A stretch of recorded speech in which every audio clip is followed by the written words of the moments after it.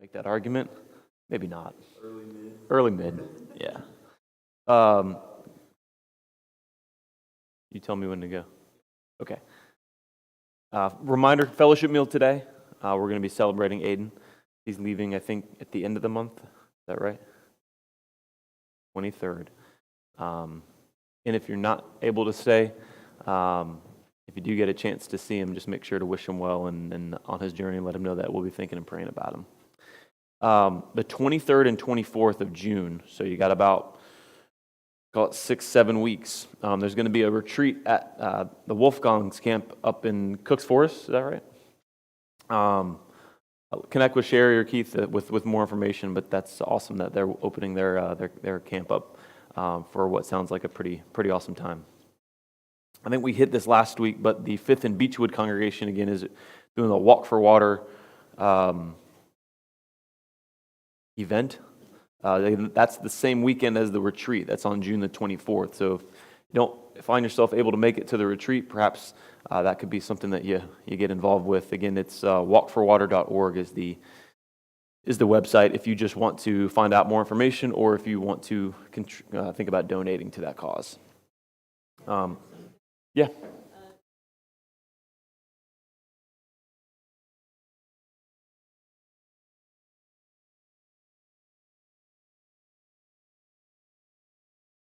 June 17th, Relay for Life.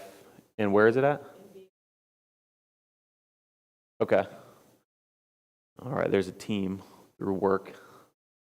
Have you ever been a part of something like that? It is a kind of a cool event. It can be fun. I think when I did it, they had it in college and they walked for hours upon hours upon hours. Yeah. Yeah. Yeah. It's a neat event. Good to see Don this morning. Hip's feeling hopefully a little bit better, right? Maybe. How's his hip doing? Hey, how's your hip doing? Doing better? I'm taking over the painkillers. Okay. Well, you're here, right? That's got to mean something. All right. Well, just keep Don in your prayers. I know that's certainly challenging. You'll see in the bulletin, Randy has a cyst on his brain and is seeing some specialists to figure out how to what that means and what needs to be done there. Just keep Randy and Caitlin and his family in your prayers. That's uncertainty in that situation certainly is one of the biggest challenges there for sure. So there's strength in numbers. So keep praying for that. That'll be minor if anything. Jane's brother-in-law had surgery on his hand recently. Any update on your brother-in-law? On his hand? Better? That's good. That could be worse, right?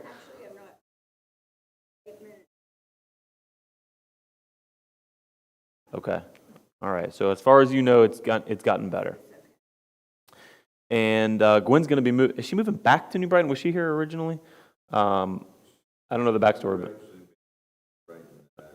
well, she's coming to New Brighton, which is exciting. I think she'll be fairly close to church, so she's going to be able to attend more regularly, which is awesome. So a lot of other folks continue to be on our prayer list. Please grab a bulletin and keep those folks in your prayers. Craig, can I ask you to open us in a prayer?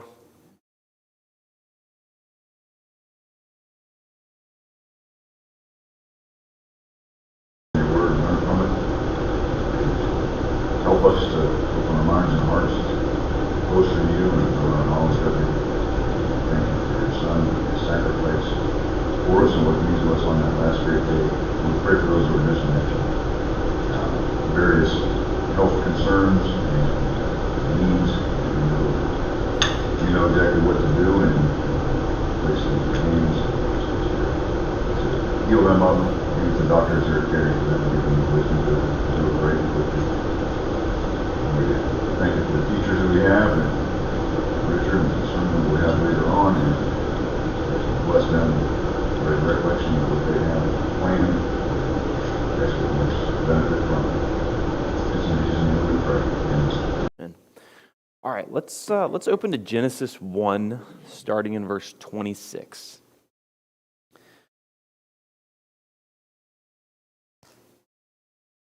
Genesis 1, 26, and also 27. If whoever gets there first, if you would just please read that aloud.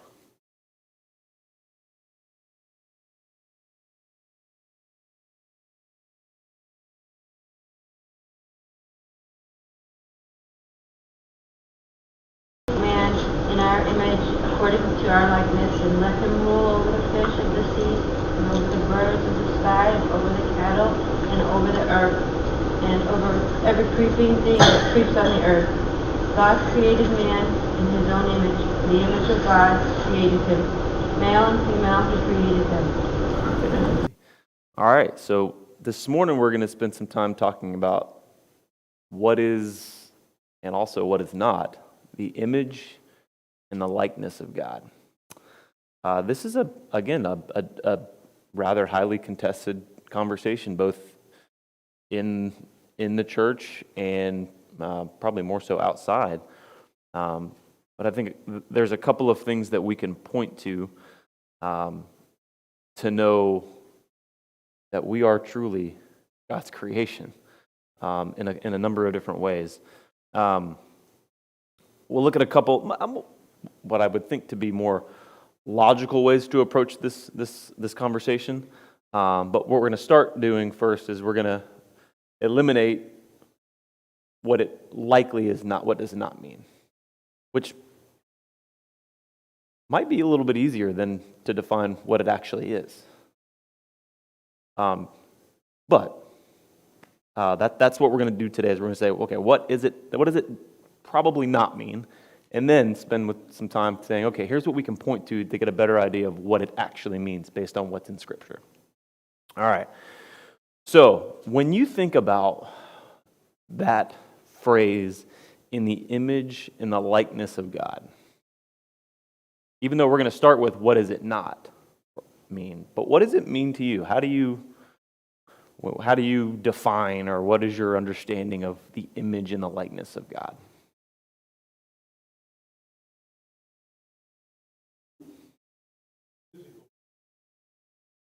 Okay, so no physical traits necessarily, more of a spiritual sense. All right. Okay, so we'll definitely talk about that. Good point. What else?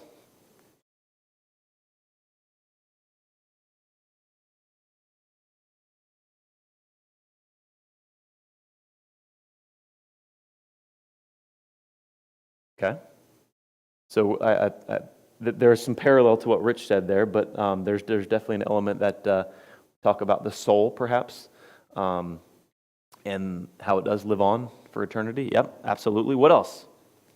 What else do you think of, or has come to mind as you think about the image and the likeness of God?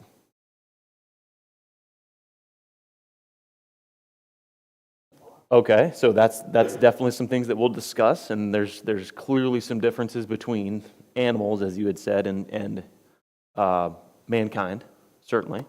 What else? Any other thoughts on what image and likeness, what you maybe think it is, or maybe what you don't think it is?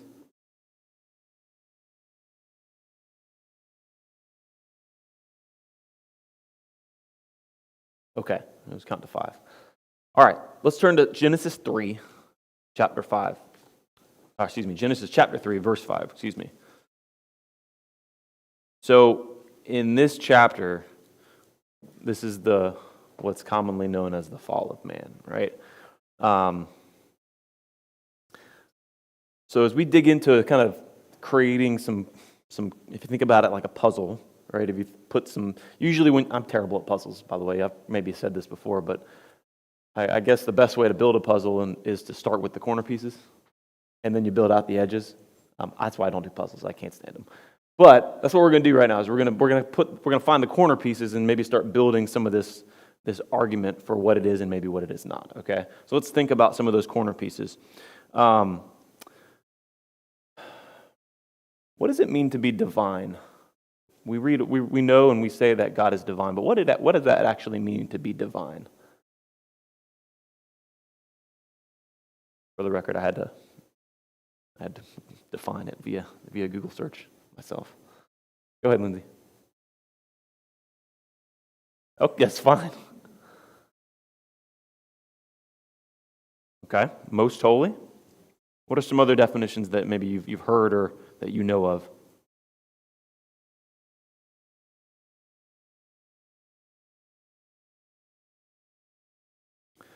So if you do a quick Google search, here's what it says. Of, from, or like God or a God. And the first God is capitalized, the a God is not capitalized. Would you say that's in line with how you were thinking about it? Higher power, okay. Would you say that we are divine or not? Mankind. I see some no's. I see some possible. Okay. What are some other thoughts? So we've got a no. I don't know if there's a right answer here for the record, okay? Again, we're just trying to lay out some corner pieces. What are some other thoughts on, are we divine? Okay. Okay. All right. So when we look at Genesis 3, verse 5, we see Satan tempting Adam and Eve, right? So here's what it says in verse 5. He says, "For God knows that when you eat of it, your eyes will be opened and you will be like God, knowing good and evil."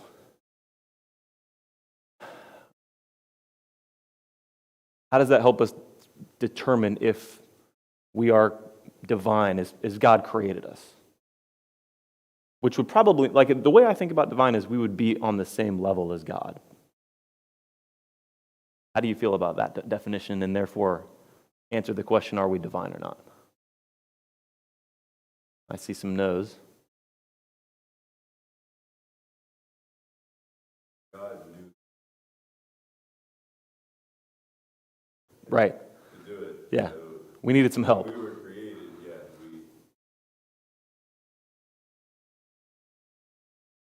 Yeah. I think, Keith, I connected really well with how you defined it just a second ago. Sometimes we want to lift ourselves up and sort of consider us and think of ourselves as maybe not as proud to say, "Hey, God," but maybe some divine nature, perhaps, right? I think there's a lot of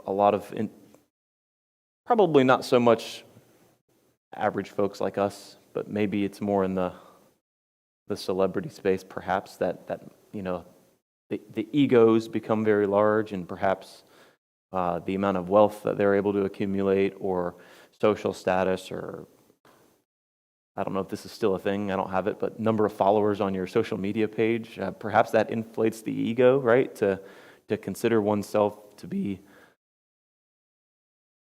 not quite human, but maybe not quite on the level of God, maybe in between there. There's that deification almost, right, of yourself. So I think I don't know. The way I was thinking about it is, I don't know if God created us to be on his level. I think we'd see that. If he did, we would have had all those same abilities early on where we didn't need an apple, right?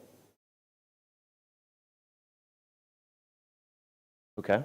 If we weren't on his level, we wouldn't have need to have Jesus die for us. So it's a thought, right? Just what is thinking about, again, going back to the topic, what does it mean to be made in the image and the likeness of God? And what we're doing right now is figuring out maybe what it may not be. So I think the first thing maybe we can at least put in pencil is it doesn't mean that we are divine. Yep, it says from God. Yep. From God, like God, I'd like to be mine then. Yeah. So, I mean, not in a love of myself type way. If that's what the definition is, I don't think Chris said. There's definitely an argument there. Hence is why I said in pencil. But then, I mean, also like the date for that. All clerk, Mm-hmm. and that was like, Yeah. so, I mean, but that's.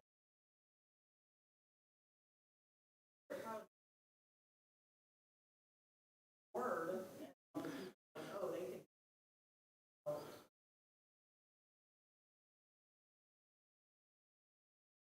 Yep. So let's look at Scripture, right?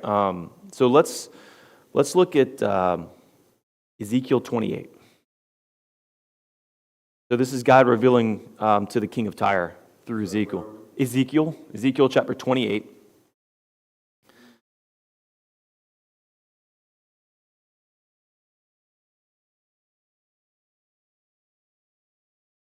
Verse 1 says, "The word of the Lord came to me." Verse 2, "Son of man, say to the prince of Tyre, thus says the Lord God, because your heart is proud, and you have said, I am a god, I sit in the seat of the gods, in the heart of the seas, yet you are but a man, and no God, though you make your heart like the heart of a god." That might be a little bit more in the scenario of what Keith was defining, right? These kings, these rulers, considering themselves on the same plane, on the same latitude or longitude as God. And this is God speaking through Ezekiel saying, let me humble you for a second, because you're not a God, right? When we talk about God and what he is, there's usually three words that all start with O that we want to usually define God as. What are those three O words that we say God is? Omniscient, what does that mean? All-knowing, okay. So he's all-knowing. What, Lindsay? Come on, you word and stuff. Okay, that's not the same thing, but it is definitely another O. What does that mean? All-powerful, and there's one more. Omnipresent, meaning he's everywhere, right? Who else can do that? Now, that alone, what'd you say, Molly? I mean, if anybody can, perhaps some other could, right? I don't know if there's another human that can attest to being those three things, or even close to those three things, right? And we know God is the only one described in those ways. All right, how about the king of Herod, right? He flirted, I say king of Herod, King Herod, he flirted with this idea of elevating himself to godlike status, right? And if you turn to Acts 12, specifically verses 21 through 23. So Acts 12, 21 through 23. Here's what Luke says. On an appointed day, Herod put on his royal robes, took his seat upon the throne, and delivered an oration to them. And the people were shouting, "The voice of God, the voice of a God, and not of a man." Immediately, an angel of the Lord struck him down because he did not give God the glory, and he was eaten by worms and breathed his last. That destruction came pretty quick for Herod. Now, it wasn't necessarily him that said it, but perhaps his actions and his sayings or the way he led made people believe that, they were the ones that shouted, "This is the voice of a God, not a man." So clearly he was doing something to give the impression that he was more than a man to the people, right? And he was struck down for it quite a bit. Now, contrast this with what we see in Acts 14. So just a couple chapters over. Acts 14, starting in verse 8.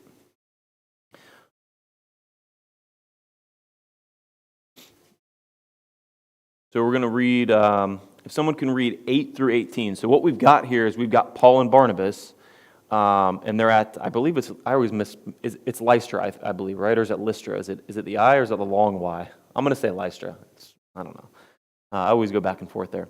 But this is them, and how they react to what the people say when they say similar things about to Paul and Barnabas about what they said to Herod. Check this out. Verses 8 through 18, whoever would like to read that.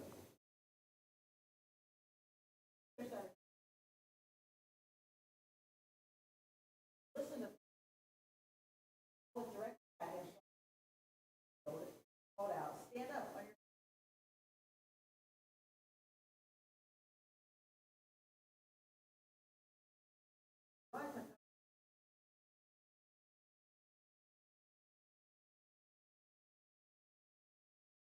temple was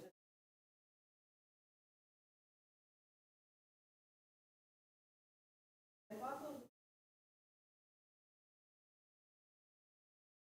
Men, why are you doing it? For only men.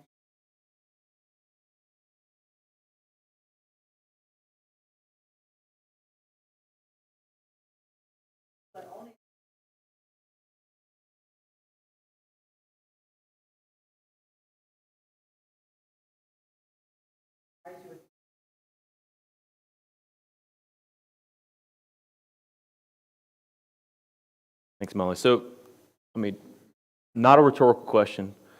It seems pretty obvious, but how did Paul and Barnabas react to basically the same thing that happened to Herod?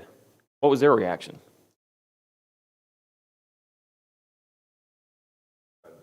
Yeah, they immediately tried to quiet that, right? I mean, they very easily could have encouraged it more and everyone likes to feel, I don't know if appreciated is the right word to use here, but they like to know that what they're doing is being received well and it's resonating with their audience, especially individuals who are speaking to crowds. They want to know that the message is being heard. So it could have been very easy for them to say, yeah, keep going, bring it. Yeah, you're right.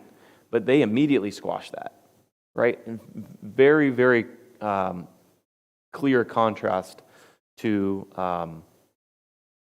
the understanding, perhaps, of Paul and Barnabas, who we are or where we are in relation to God, right? So that's the first thing, the first concept that we will talk about what maybe being in the image of likeness is not, is this idea of mankind being divine. Or rather, not divine, perhaps.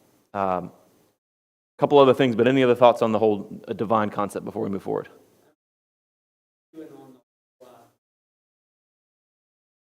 Would like to argue that definition. One that I know that. because from this perspective, we scripture prove the divinity of Christ. I'm not trying to prove of God like God. We're proving He is God. That is being important. I think when we talk divinity, quality with God. And I think it's historical. The pharaohs, the Roman emperors, they thought they were God. They wanted worship and treat it as. We can allow ourselves to. Anyhow, that's just me nitpicking. No, thank you. Look, I'm in here as a student just as much as you all are, right? So, and you all are teachers just as much as I am. So thank you. We need all this stuff. This is more, again, it's a study, right? This isn't like the way it is. Again, you got to be careful with just doing a quick search of what a word is and what a word is not, right? But clearly the point being is we aren't God. We aren't. So being made in the image of likeness doesn't necessarily mean that we have those same abilities. We don't have the ability to be everywhere. We don't have the ability to know everything, right? Or to have all this power that God possesses. I think it might have been Rich, mentioned physical appearance, right? And being made in the image and likeness perhaps doesn't mean being the same physical appearance. Wasn't that you that said that, Rich? I thought it was him.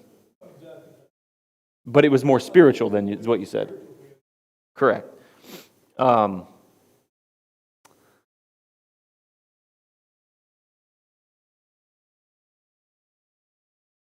It's hard to explain what a spirit is to a child. Would you agree with that? I don't know. I find it difficult. That's true. Very true.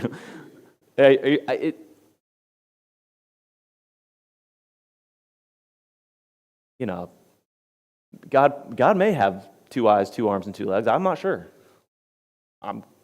Maybe not. Probably not, because he is a spirit, as we know, as we read in John 4, right?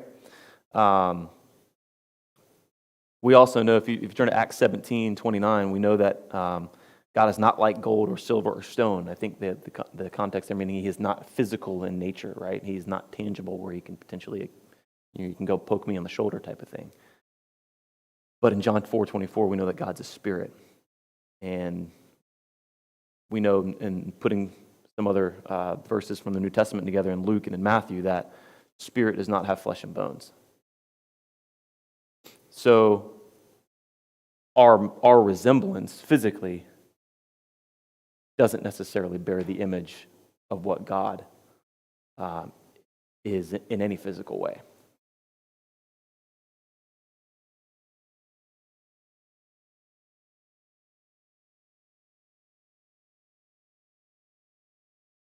Mm.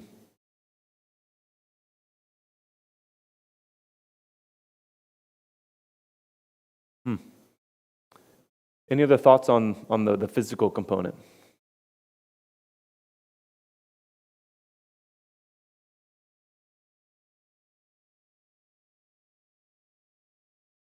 Knowledge we have of it.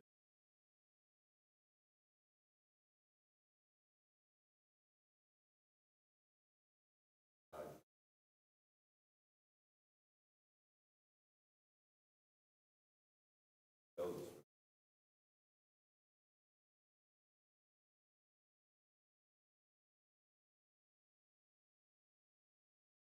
Mm-hmm.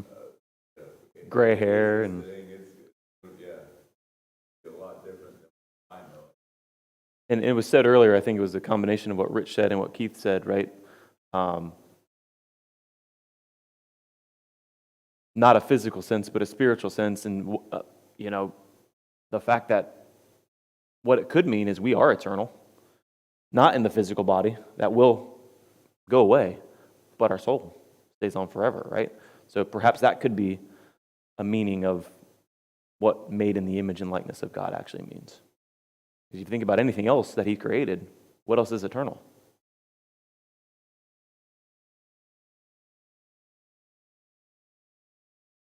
Have you ever thought about the phrase, the image and likeness? In your opinion, are those two different things? Do they mean the same thing? Why are you shaking your head? No. Okay. So table that for just maybe a minute or two. Any other thoughts on the idea of image versus likeness, differences, similarities? What do you think?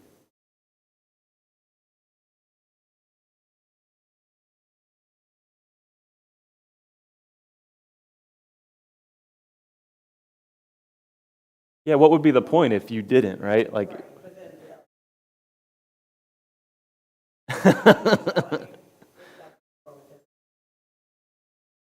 there was this thought that, by secular opinions, that there was a difference in the words, where there was some teachings that image referred to the physical, where likeness referred to the ethical part of the being, right? There's others, like this guy named Irenaeus, who lived back in 130 AD, that taught that image was man's unchangeable essence, and the likeness was the component of mankind that changes. However,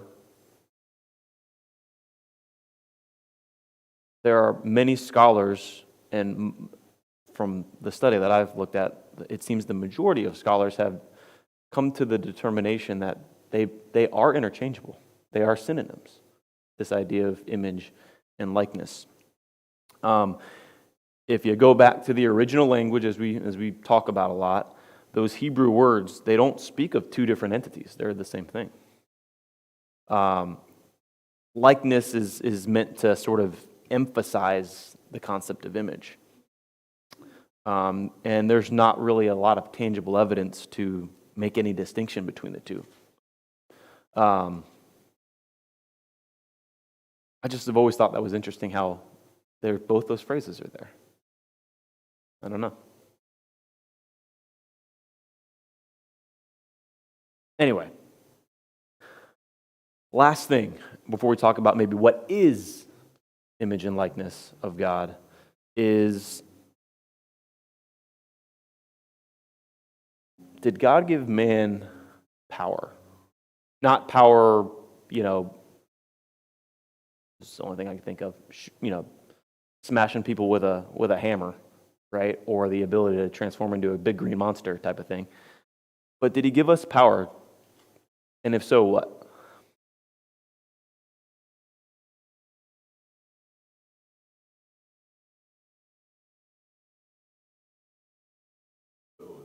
Okay. So we're definitely going to talk about that. I would argue that is probably more of the image and the likeness than it not being that, right? But yeah, it is. There is that. So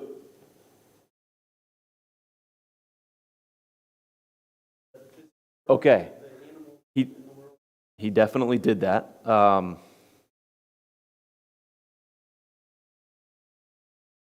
Why did he give us that? Did he give us that because he had that? Or did he give us that for a different reason?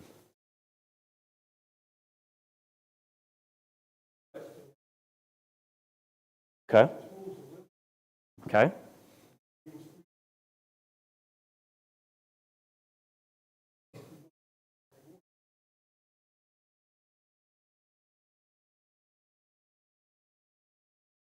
It's just an interesting question to noodle on. I don't really know the answer necessarily, but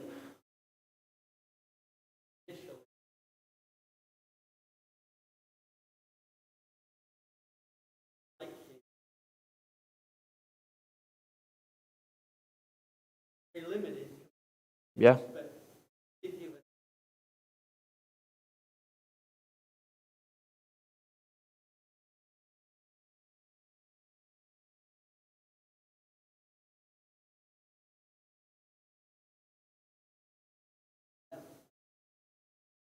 do it. Yeah.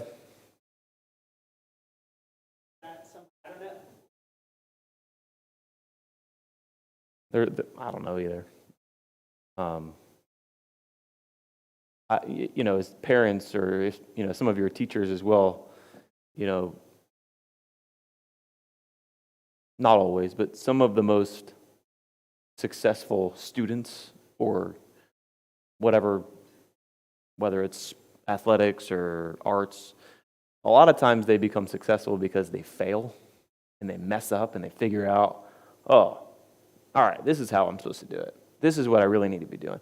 I almost feel like God, pure speculation on my part, perhaps he gave us that dominion so that that we understand that we could never do it as good as him. Like, is there a perfect individual or entity that has dominion over whatever it is that does it perfectly all the time? I would argue no. And I don't know. I tend to think that God gave us that dominion and that ability so that we have an appreciation perhaps of, and again, this is pure speculation. This is not creed by any stretch of the imagination. Just an appreciation for his ability and how he is perfect and what that actually means.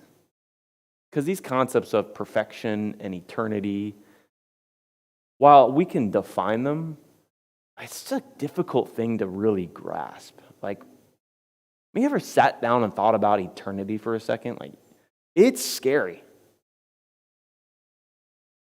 Forever. And we toss that word around a lot. Never going away, right? It's always going to be there. Those are absolute terms. I don't know. It just gets you thinking a little bit. And I see God truly as a parent, as a teacher, right? Where he wants to have his students and his kids really appreciate and understand what kind of power, for lack of a better term, the Father really has. I don't know. Any additional thoughts there?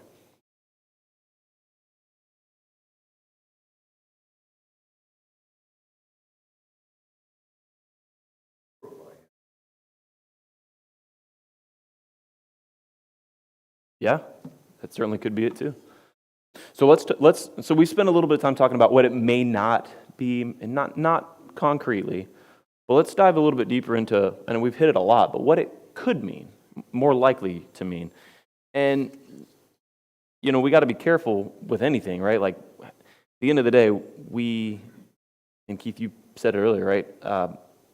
We need to stay true to what's in the Word. And not everything's going to be in there.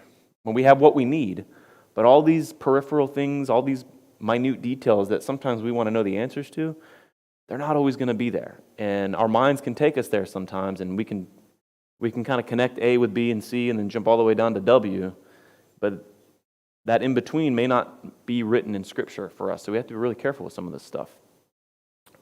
But as it's been alluded to, it's very clear that man differs greatly from all other life in a lot of ways. What are some of those ways that we've already mentioned? So, Craig, you mentioned the ability to worship, right?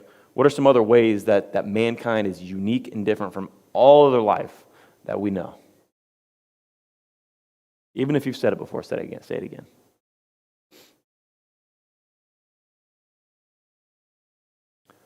The ability, so define logic.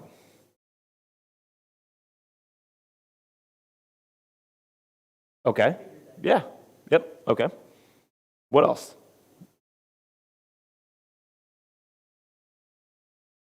How about this one? So we read the beginning, Genesis 1:26, and it says, "Let us make man in our image." There was this godly conference, this godly meeting, and I'm somewhat a little bit play on words, but where else do you see that? I mean, when God created all the other aspects of this earth, He just did it. There wasn't really a conference between the Godhead. But when they made mankind, there was. It's interesting. What's the reason for that? I don't know. But that's clearly a separation, and perhaps a way that we are truly created uniquely, as opposed to created from the dust. That just happened, right? What else? How about Genesis 2:7? God breathed life into man. Where else do you find that? He breathed life into man.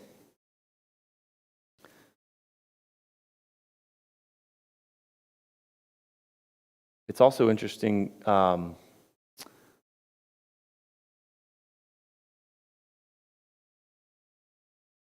men and women were not created at the same time.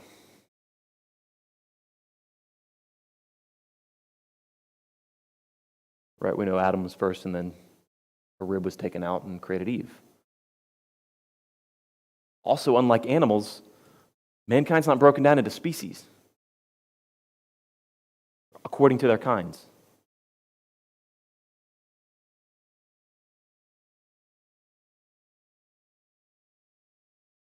Psalms 8:5 spoke about man being created a little lower than the angels. God ever say that about animals? I don't think so.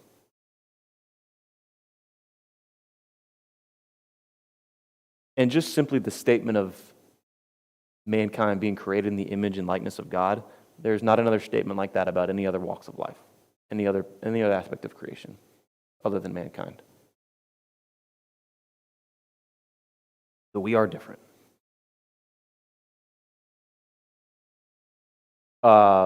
We've kind of alluded to this, but it might seem a bit elementary.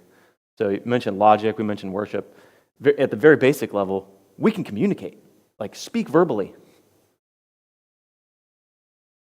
I know that may seem like pretty basic, but that's a significant difference. I mean, animals don't talk, even though they can maybe, a bird or parrot or whatever can repeat a word after you, right?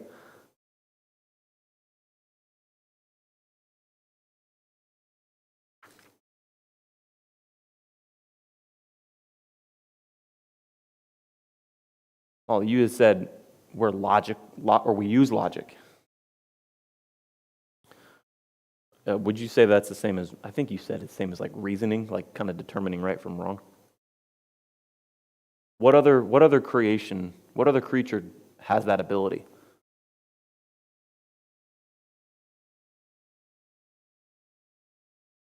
I don't think there is one.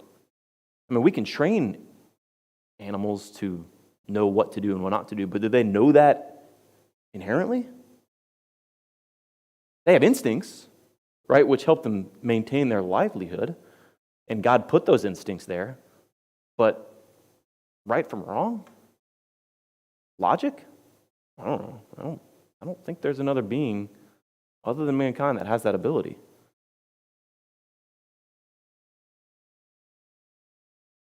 Let me pause for a second. Any other thoughts there? I know that could be I'm seeing some faces.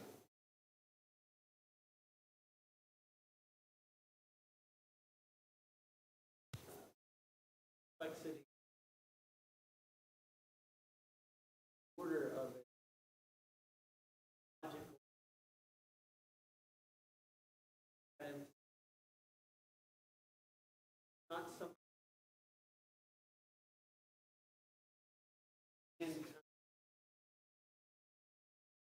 Something that may cover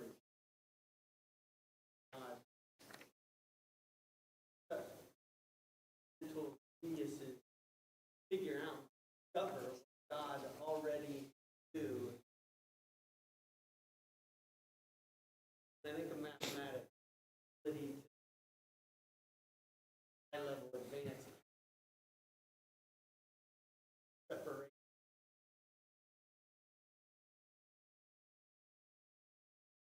Might be Not like us. a mating call, Right. something like And they can think clearly, but they don't think on the level of humans. that. Maybe as a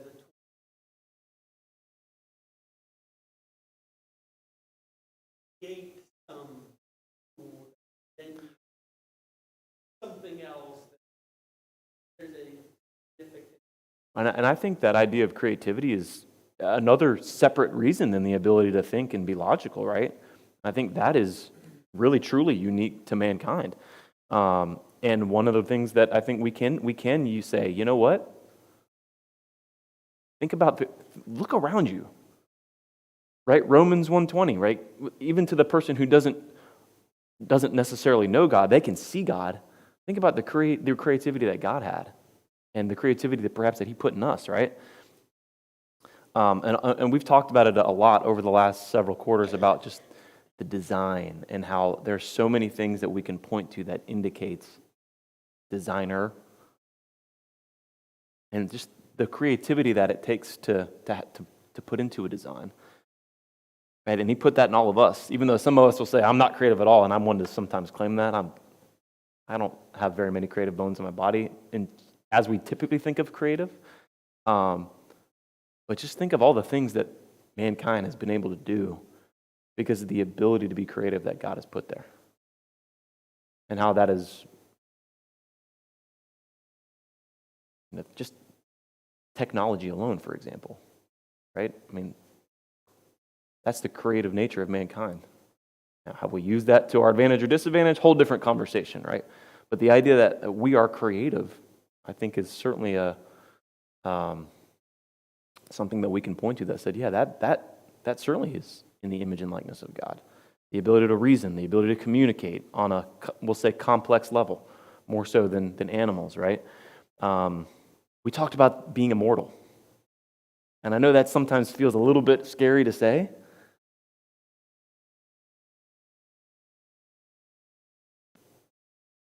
But I think we can confidently say that we, similar to God, we are immortal.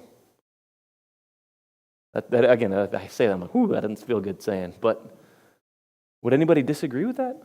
I mean, thinking about it from, we got a physical body, but then we know that our soul lives on forever.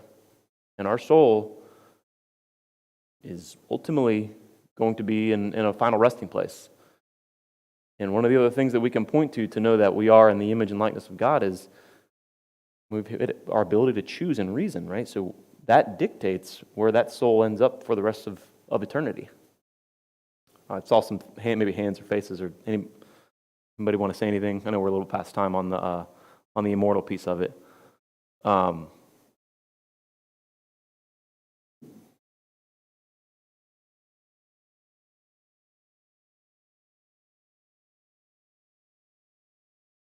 Certainly possible, right? That would make some sense. I can get on that bandwagon for sure.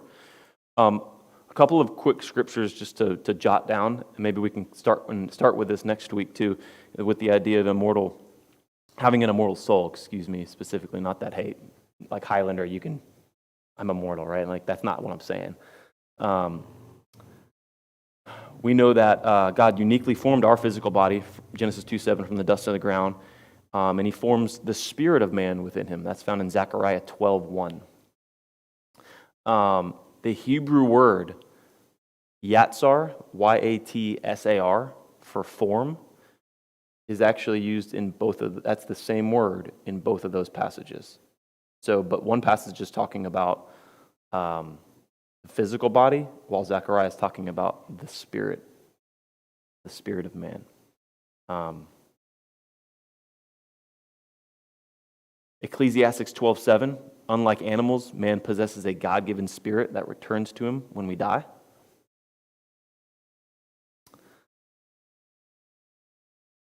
And such is never affirmed of any other creature.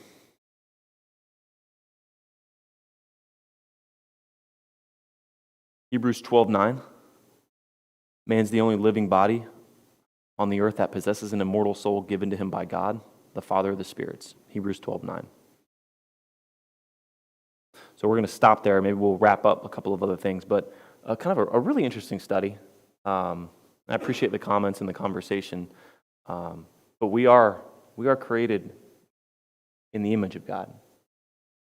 And hopefully this allows us to kind of understand a little bit more about what that actually means and how sounds very rudimentary, but how cool that actually is and how unique that actually is. So thanks for the discussion today.